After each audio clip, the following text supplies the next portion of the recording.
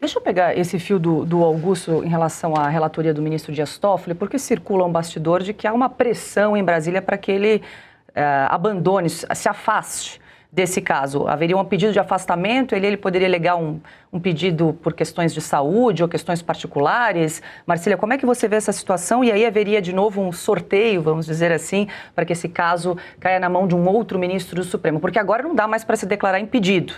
Ou ainda é possível? É difícil não cair com ele. Eles precisam treinar aquele negócio outra vez, refazer. Aquela máquina... máquina não funciona. Precisa receber ordens mais adequadas. Agora, veja, o Toffoli ele pode sair desse caso sem dar muita satisfação, enfim, se ele alegar qualquer coisa. Não precisa nem dizer o quê, uma questão de foro íntimo e pronto, ele sai da frente do caso. E o caso com isso pode ser sorteado para outro ministro pode até devolver o caso para a primeira instância, se entender que o STF não é o foro competente. Então, muita coisa pode acontecer se o Toffoli sair da frente, sair da relatoria, deixar de ser a pessoa que está investigando o caso Master.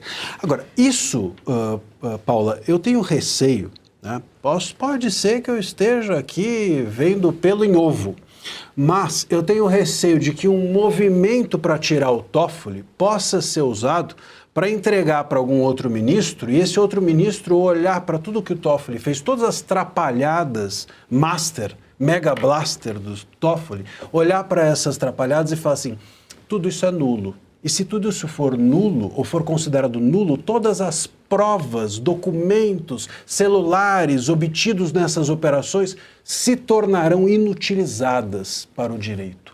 Não poderão ser usadas para incriminar ninguém. Esse é o grande risco, né, Ana? Esse é o grande problema.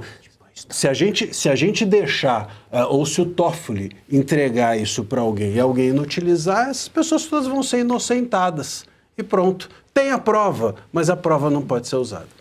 Quer complementar, Ana? Não, eu só ouvindo o professor e o professor narrando, parece que nós estamos falando da Lava Jato. Exatamente. Anula tudo, acaba tudo e está todo mundo livre e não tem mais nada para ver aqui. Exatamente. Aliás, Lava Jato feita, todas essas nulidades feitas exatamente por quem? Pelo Toffoli. Marcília, não para ser otimista, porque o cenário nos impede de ser otimistas, mas entendendo o seu ponto de vista, para declarar tudo nulo, eu teria que chegar na...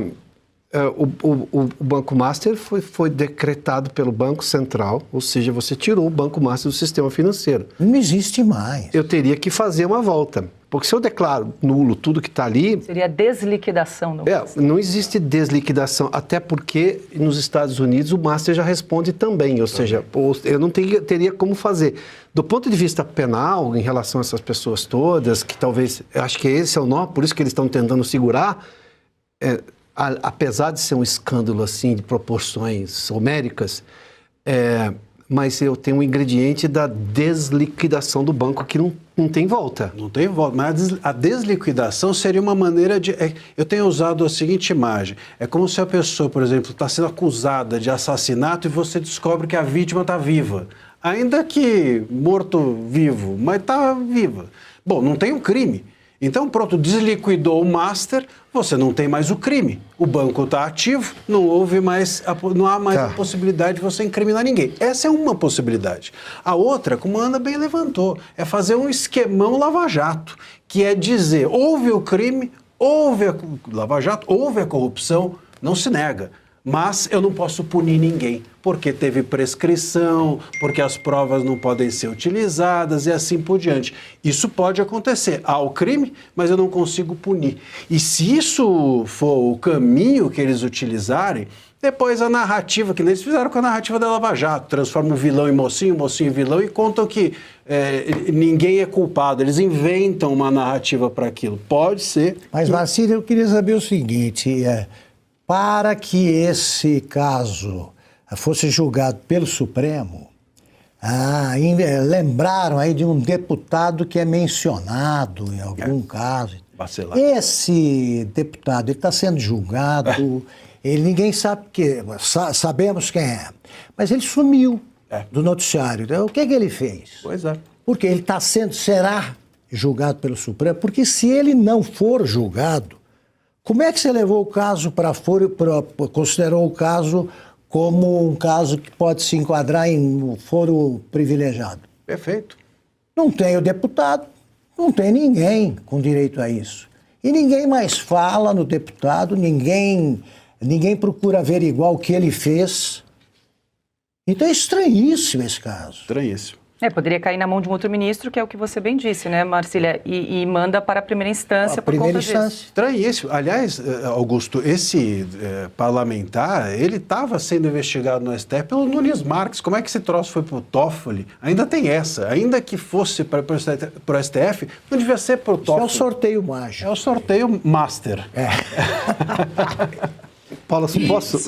Pois não, Ana. Paula, rapidamente, já que estamos comparando com a Lava Jato no Brasil foi enterrada, mas como, né, o Piotr muito bem lembrou que a liquidação do Banco Master já foi chancelada pelos Estados Unidos, a Lava Jato não morreu nos Estados Unidos. A Lava Jato continuou, seguiu nos Estados Unidos, tanto que a Odebrecht e a Braskem, elas têm um acordo assinado com o Departamento de Justiça americano no valor de 4 bilhões de dólares. A Lava Jato não foi apagada nos Estados Unidos.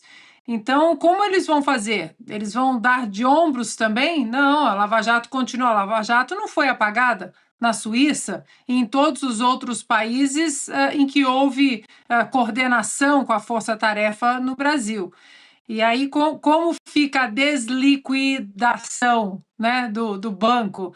É até isso, nós temos, nosso vocabulário vai aumentando e palavras estranhas, né? Tem essa, tem descondenado, por aí vai.